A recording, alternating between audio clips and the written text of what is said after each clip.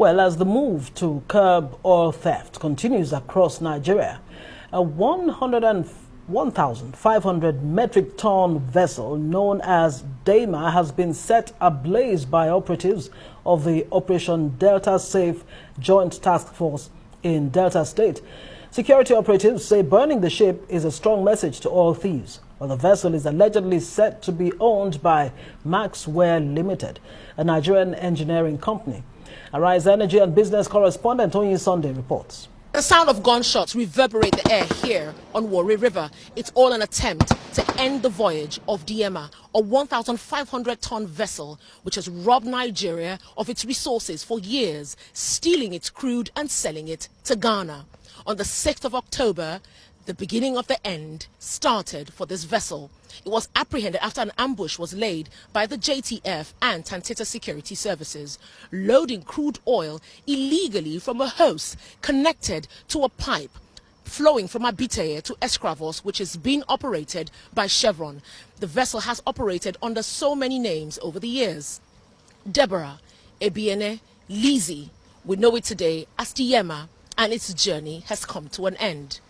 Before the fire, we finally put a face to some of the culprits behind Nigeria's massive oil theft. Standing on the vessel used for operation for years, this crew sailed from Lagos to Warri. At Sangara, 2 kilometers away from the Escravos tank farm, an ambush was laid by the JTF and Tantita Security Services. Diema had been on the radar of Maritime Security Services for a while now. The crew were quite smart, there's no doubt about it. They were very smart, but they were not smarter than country. That's the aspect, not smarter than the NNPC. So what had happened was that it's among the list of vessels being monitored constantly, and it's been evading authorities for quite a while now. And its route is very funny. It's been frequenting the Niger Delta and at the same time carrying crude illegally to Ghana, precisely Tema. The oil loaded on the 6th of October would be their last operation. The vessel came in from Escravos and had no idea security were waiting where they loaded. The 87-meter-long vessel with 12 compartments was not designed as an ocean vessel. It's a river vessel which has been modified to suit the purpose it serves: oil theft on the ocean. In the past, we have seen the ship, but we didn't have the platform to be able to legally apprehend the vessel.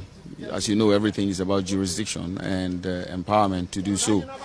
We didn't, but we never stopped because it's our country. We love our country, so we'll continue to watch it, no doubt about it.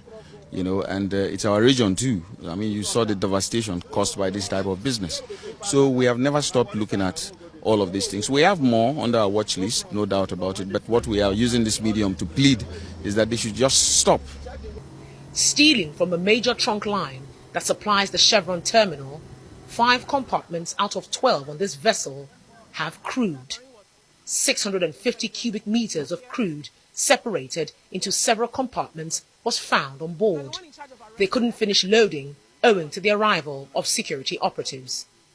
The captain of the vessel says the vessel was hijacked and claims he joined the ship 2.5 months ago. But records show the ship was detained in Nigeria in September 2021 for an automatic identification systems infraction. Those who arrested it didn't probe further and didn't suspect what it was used for. However, documents show that he was the captain of the ship. His story doesn't add up. I was not holding here. I was in... talk to her, Continue. Sir. I was in... Their accomplices are on the run. A manhunt has been launched for their arrest. This exposure has further iterated and affirmed the fact that sometimes you need a non-state user or non-state partners in this oil and gas sector in Nigeria, because sometimes there could be compromise from government and top government functionaries, you know, but there are some security specialists that cannot be compromised, and they know the topography of the region. they are also well abreast. They have this skill and expertise when it comes to security. So when you give these people this job, just as the NNPC Limited just did, it will go a long way to curb this issue. Do you think this is something that can be put to a stop in the shortest time possible, or do you think it is so entrenched? It's a matter of political will and commitment. If you have the political will, there is nothing that cannot be done. Yes, even if it cannot be totally eliminated, it can be minimized to a manageable dimension. DMA's journey has finally come to an end, as the vessel, which operated on water for years, is stopped by fire. The military is sending a message with this action. The best way you could solve a country's problem is to issue a strong message that this is not the path to go or follow. So this is one of the messages, though it's got its carrot and stick approach to it. But if you decide to take the kid's glove approach, this vessel, you could end up tomorrow with an injunction not to go near it. 1 year down the road, the same oil you are protecting will come into the environment, pollute the environment, or it can get stolen again. What we saw today is a product of that collaboration that we anticipated under the security architecture. As you are aware, the aim of that architecture is to be in a position to detect, deter, respond, and subsequently recover the barrels. Obviously, technology has a lot to play. I'm glad that you, along other journalists, has visited the Command and Control Center. That was a center established by NNPC that will enable us to see everything that is happening on top of our waters. Talk about the deep water, the blue waters. Talk about the brown waters and the black waters. We have capability under the command and control room to detect whatever illicit activity that is happening. DMA was one of many vessels on the watch list of maritime security operatives. The move is on to apprehend many more. Another illegal connection has been discovered on a 48-inch export line on Forcados Terminal operated by Shell Petroleum Development Company. It was traced by Tanteta to an abandoned Aji platform where stealing for export possibly takes place. The government is sending a message. Diema, Ebieme, Lizzie or Deborah will never ply Nigerian waters again. It's a very strong message the government is sending today to other oil thieves. The country, the government, is coming for them. The loss recorded over the years must stop. Onyi Sunday, Arise News. Well, Onye Sunday joins us now. Well, she's not at the creeks. Anymore. Almost said. Live here in the studio. Onye, good to have you on News Night tonight. Well, thank you very much. Look, for me, just watching that and the flames going up, it's really scary. I'm thinking about the environmental impact. I mean, are there no other options of destroying, these vessels with the oil in them?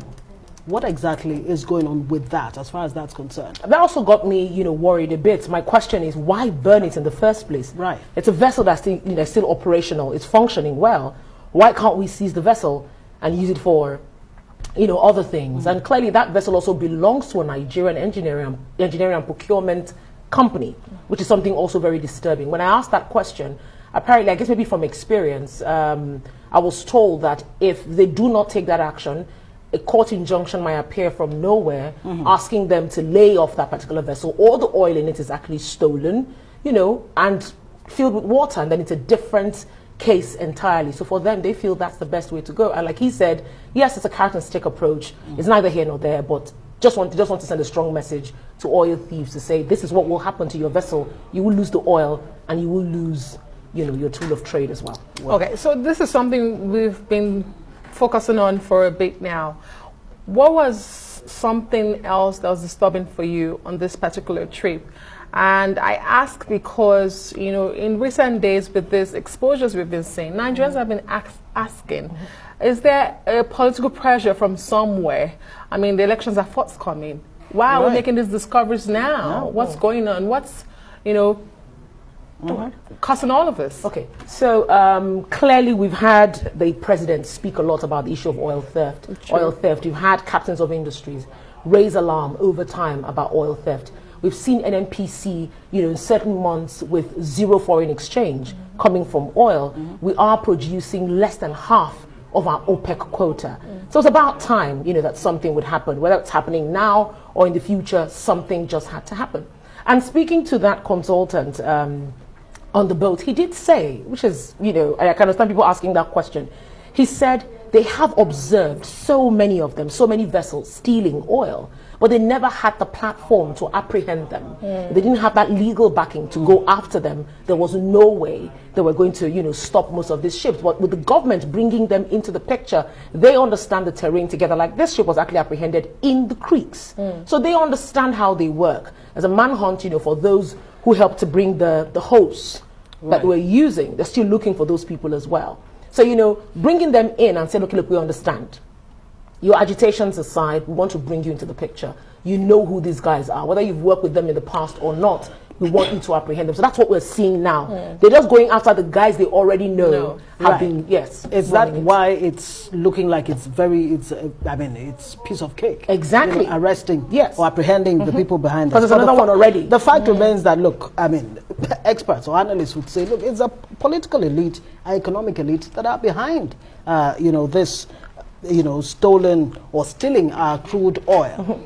The 48 billion naira a year contract that's been given to this Tantita company, are we seeing that this is really paying off? Is that what we're seeing? Well, that's clearly what I guess, both Tantita or the government is really trying to show, that the results, are forth already, showing from the money that has been paid. Because for every discovery, it's being made by Tantita and the JTF. And just like I said earlier, they are very familiar with what's going on. I was listening to an interview with the owner of Tantita, the founder, that's Tom Polo, and he did say that they have a list of those, who are behind it.